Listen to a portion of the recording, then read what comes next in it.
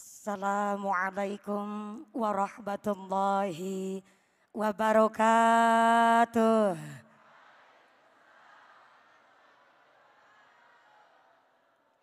Bismillahirrahmanirrahim. Alhamdulillah, alhamdulillahi haqqa hamdi. Wassalatu wassalamu ala khairi khalqi Sayyidina wa maulana Muhammadin wa ala alihi wa ashabihil mujahidin at-tahirin. Amma ba'd.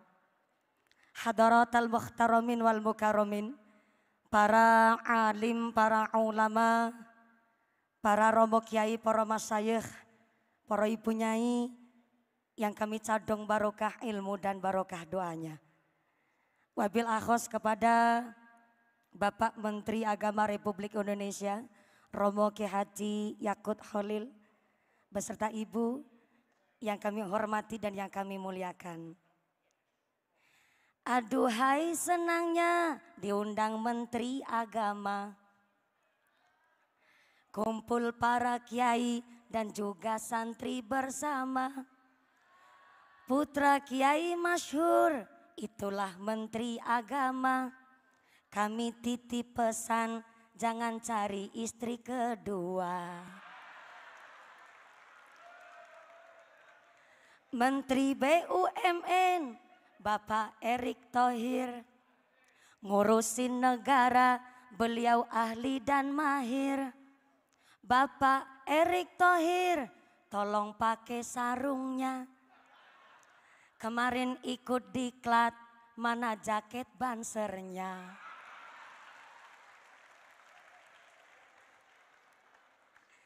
Santri zaman sekarang pinter ngaji dan pinter keren. Karena jenderal pendis pengasuh pondok pesantren. Hafal kitab kuning dan juga beken. Tapi jangan lupa honor kami aja kelalen. Selamat Hari Santri 22 Oktober. Dari kitab Quran kita hidup bersumber. Kalau cari mantu, santri toat dan pinter. Kalau kurang pinter, minum obat pasang puyer. Kepada panjenenganipun Bapak Menteri BUMN, Bapak Haji Erick Thohir yang kami hormati dan yang kami muliakan. Wabil akhos kepada Direktur Jenderal Pendidikan Islam Romo Kiai Haji Muhammad Ali Ramdhani yang kami hormati dan yang kami muliakan. Wabil akhos kepada Bapak Menteri dan seluruh staf ahli yang kami hormati dan yang kami muliakan. Wabil akhos kepada role model saya Romo Kiai Haji Anwar Zahid yang kami cadong barokah ilmunya, yang kami cadong barokah doanya. Wabil akhos kepada seluruh para tamu undangan, Bapak Ibu dan rekan-rekan santriwan santriwati yang mudah-mudahan hasil maqasidana dipari ilmu yang manfaat yang barokah, diijabah segala cita-citanya. Bapak Menteri dan seluruh tamu undangan, adalah suatu kehormatan dan kebanggaan bagi saya dari kampung bisa menepati sowan derek datang ke Kemayoran, dan jujur saja baru baca undangannya saja sudah insecure, gemeter sampai minder. Karena ternyata setelah saya baca yang rawuh adalah para menteri dan jajaran staf dan seluruh para kiai-kiai dan para santri di Indonesia. Tapi setelah saya membaca tema Hari Santri adalah berdaya menjaga martabat kemanusiaan, saya mantap dari kampung melangkahkan kaki ke Kemayoran. Karena dengan martabat saya sebagai seorang santri, minimal di Kemayoran saya diperlakukan layaknya dan manusiawi.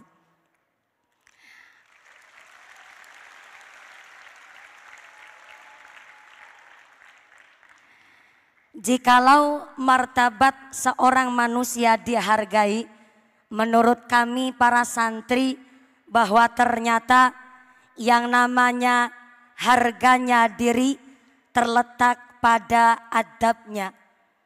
Harganya jidat pada ilmunya. Harganya bibir karena ada zikirnya. Harganya hati karena ada imannya. Maka jikalau manusia dihargai sebab badannya, ternyata mohon maaf, yang namanya hewan juga punya harga. Sapi contohnya. Semakin gemuk badannya, maka semakin mahal harganya. Berarti harga seekor sapi terletak di dagingnya. Karena semakin gemuk badannya, maka semakin mahal harganya. Tapi ada hewan gak punya daging, tapi harganya bisa lebih mahal ketimbang harganya sapi. Burung perkutut contohnya. Burung perkutut gak punya daging, tapi harga seekor burung perkutut bisa lebih mahal ketimbang harganya sapi. Berarti harga seekor burung perkutut tidak terletak di dagingnya, tapi terletak di suaranya. Lalu pertanyaannya, di manakah letak harganya manusia? Apakah dari dagingnya? Kalau harga manusia dari dagingnya, maka maaf, silahkan Anda bersaing sama sapi. Maka dari sini, entah yang gemuk, entah yang kurus, jangan berpikir saya sedang body shaming. Entah gemuk, entah kurus, yang rambutnya ikal, yang rambutnya lurus, yang punya banyak duit, yang punya banyak fulus. Bahkan ternyata yang kulitnya hitam, yang kulitnya putih mulus. Ternyata Kanjeng Nabi mengangkat harkat martabat kita dengan tulus. Innallaha la yanzuru ila suwarikum wa amwalikum, walakin yanzuru ila qulubikum wa a'malikum. Ternyata Allah Subhanahu wa taala menilai manusia bukan dari harga derajat pangkatnya, bukan dari harga bentuk rupanya, bukan dari harga harta bendanya. Tapi Allah melihat manusia dari martabat hati nurani dan amal ibadahnya kepada Allah Subhanahu wa taala. Maka hari ini Romo Kiai Haji Anwar Syahid diundang karena ilmunya. Gus Asmi hari ini beserta Syubanul Muslimin diundang karena santri pandai baca sholawatnya. Jujur saja saya sampai detik hari ini masih bingung diundang oleh Pak Menteri Agama karena apanya. Maka mohon maaf, untung saja undangan Bapak Menteri Agama tidak ada persyaratan bahwa tamu undangan di hari santri harus berwajah cantik dan ganteng. Coba kalau undangannya bahwa tamu undangan harus berwajah cantik dan ganteng, maaf, hakul yakin saya dan Kiai Anwar Syahid gak mungkin dapat undangan.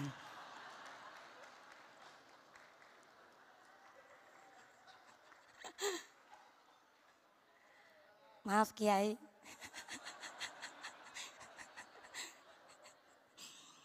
Untung saja di dalam pemerintah Indonesia ini tidak ada peraturan dari pemerintah bahwa membuat undang-undang bahwa yang berparas cantik dan ganteng harus membayar pajak. Kalau yang cantik dan ganteng harus bayar pajak, Gus Asmi bayar pajak, hakul yakin saya dan Kiai Anwar Syahid bebas bayar pajak. Maka dari sini alhamdulillah kemarin telah diresmikan PMA, Peraturan Menteri Agama nomor 73 tahun 2022 bahwa yang namanya bersiul sampai merayu ataupun menatap dengan syahwat termasuk dalam kategori kekerasan seksual.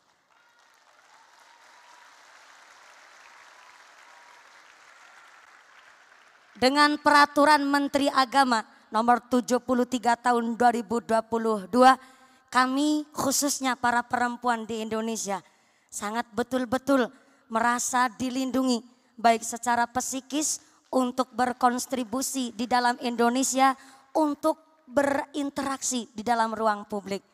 Maka dengan hari ini kita karena dilindungi oleh pemerintah bahkan Menteri Agama satu langkah lebih maju. Berpikir bahwa betul-betul mengangkat harkat martabat seorang manusia dengan cara menjaga mental psikisnya, berarti dikembalikan kembali kepada setiap manusianya. Kalau pemerintah saja sangat memperhatikan martabat manusia, berarti kembali lagi ke perempuannya, betul-betul harus menjaga marwahnya untuk tidak mancing-mancing birahi yang ada. Mohon maaf, kalau memang perempuan ingin dihormati, berarti dari segi berpakaian pun harus dengan secara sopan. Mohon maaf, kalau sampai seorang perempuan cara berpakaiannya saja kurangan bahan, maka kalah sama buah-buah di pasar. Sekarang buah di pasar Mbak, pada pakai baju semua.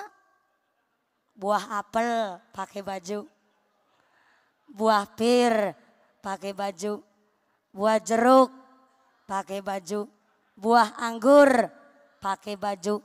Sampai di kampung saya Cilacap, nangka bergelantungan aja pakai jaket.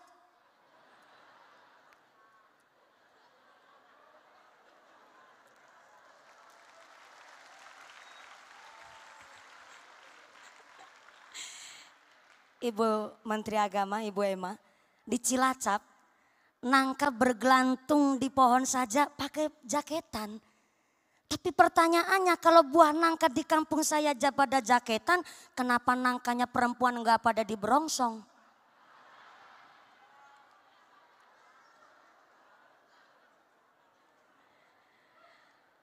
Maka hari ini kita sebagai seorang santri harusnya bangga. Karena kita di pondok pesantren, Masya Allah, betul-betul menjaga marwah seorang perempuan. Bagaimana santri putra harus betul-betul dipisah dengan santri putri. Inilah kenapa namanya santri di pondok pesantren dipundasari dengan ilmu yang manfaat, ilmu yang barokah. Karena harus punya pondasi yang kuat dan harus punya dasar. Supaya apa? Tidak tergerus oleh degradasi moral. Karena maaf, kalau santri nggak punya dasar, santri nggak punya pondasi, maka jadinya santri toge. Mbak,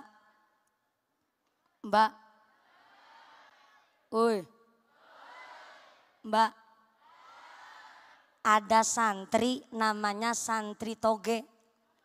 Apa sih namanya toge? Sifatnya toge, nggak tahu duduk perkaranya, nggak ngerti kentang kimpulnya, asal ngikut baik. Ada bakso, toge ngikut. Ada bakwan, toge ngikut. Ada soto, toge ngikut. Sampai-sampai ada tahu isi alias berontak ngikut baik. Yang namanya toge. Anjay. Dan ternyata yang namanya toge nggak tahu duduk perkaranya asal ngikut baik. Itu yang namanya toge. Namanya santri harus punya dasar. Santri harus punya pondasi. Maka ngendikanipun Sultanul Aulia Syekhona Abdul Qadir Al-Jailani mengatakan di dalam kitab manakibnya, geniku kitab Nurul Burhaniyah, bahwa namanya santri irsyadun nas. Santri adalah pemimpin di hari depan. Maka karena santri akan memimpin di hari depan, maka santri harus punya 3 ilmu landasan. Yang pertama, kata Syekh Abdul Qadir Al-Jailani, santri harus punya ilmul ulama, yaitu ilmunya para ulama. Apa saja? Nahwu shorof, tasawuf, fiqih, tafsir, dan lain sebagainya. Yang kedua, yang namanya santri harus punya ilmu siyasatul mulki. Saya ulang, siyasatul mulki. Harus punya ilmu siasah. Harus tahu dasar pondasi negara. Harus tahu ilmu berpolitik. Harus balance antara ilmu ulama dan harus tahu ilmu pendasaran yang namanya suatu negara. Karena ketika seorang santri hanya tahu ilmu fikih, tapi tidak mau belajar dan tidak mau melek dengan intelektual, tidak melek teknologi, tidak mau melek dan tidak mau up to date dengan apa yang terjadi di negara, maka bersiaplah akan jadi boneka permainan orang-orang yang hanya ikut politiknya kotor. Dan sebaliknya, kalau hanya seorang santri taunya ilmu politik tanpa didasari ilmu fikih, maka bersiaplah akan memunculkan gerandong-gerandong di masa depan. Apa itu gerandong-gerandong di masa depan? Seorang berpolitik tanpa tahu dasar hukumnya, maka apa baik doyan. Maaf, di Inggris ternyata sedang terjadi krisis ekonomi. Sampai para siswa di Inggris penghapus saja dimakan, kertas dimakan karena saking krisisnya. Di Indonesia tidak ada krisis moneter, tapi ternyata ada orang yang berpolitik tapi tidak tahu dasar hukumnya, maka ternyata terciptalah gerandong-gerandong, aspal diuntal, semen diuntut, sampai-sampai wesi dileg, sampai serandal bedoyan.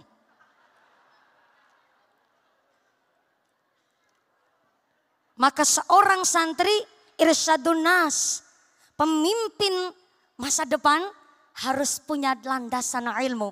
Yang pertama ilmu ulama, ilmu fikih, tasawuf, tafsir, hadis dan lain sebagainya. Yang kedua harus punya siasatul mulki, yaitu harus punya ilmu siasah, melek intelektual, melek teknologi. Dan supaya balance, supaya seimbang, maka seorang santri betul-betul harus punya hikmatul hukama. Harus punya ilmu hikmah.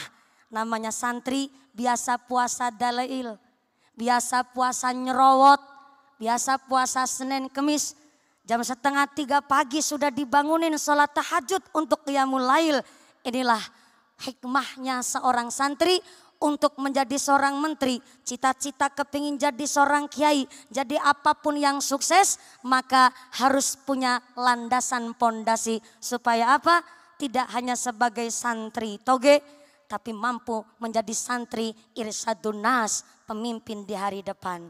Kalau nggak percaya, silahkan tanya sama Romo Kiai Haji Anwar Zahid.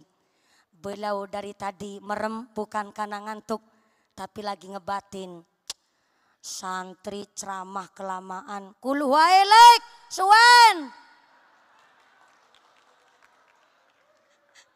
Maka monggo Romo Kiai, beliau adalah role model saya, Ibu Menteri Agama. Dan beliau betul-betul menjadi salah satu idol kita di Indonesia. Karena beliau menjadi kiai yang begitu kondang dan masyhur, tentu berangkat juga dari seorang santri. Tepuk tangan dulu kangge Romo Kiai Haji kita. Dan sepertinya termasuk sesuai dengan batinnya Romo Kiai Haji Anwar Zahid, kulu hailik jangan kesuwen. Karena justru saya juga sangat mengharapkan dawuh-dawuh beliau. Dan terima kasih kepada Bapak Menteri Agama telah memfasilitasi saya ikut derek sowan wonten ing Hari Santri menika.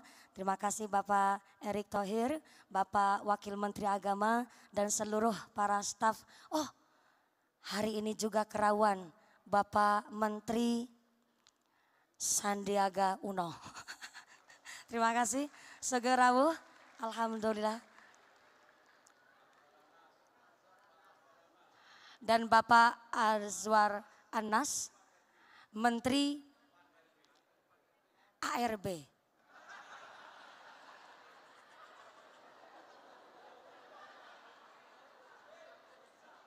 Mohon izin. Ya, siap-siap. Sepertinya nanti harus sambutan terlebih dahulu agar saya juga kenal, mungkin santri juga belum termasuk radikal pangapunten. Hari ini juga beliau sesuai dengan temanya, seorang santri juga Pak Menteri juga alhamdulillah Pak Sandiaga Uno pakai sarung. Alhamdulillah. Sudah seperti pengantin sunat semuanya ini. Alhamdulillah. mohon izin. Semoga dan alhamdulillah terima kasih atas segala perhatian dan mohon maaf atas segala kekurangan. Selamat Hari Santri dan mudah-mudahan santri sesuai dengan tema hari ini berdaya menjaga martabat kemanusiaan dan kita semua hasil maqasidana ulul ilmu menjadi santri yang manfaat dan santri yang berguna bagi agama nusa dan bangsa. Terima kasih.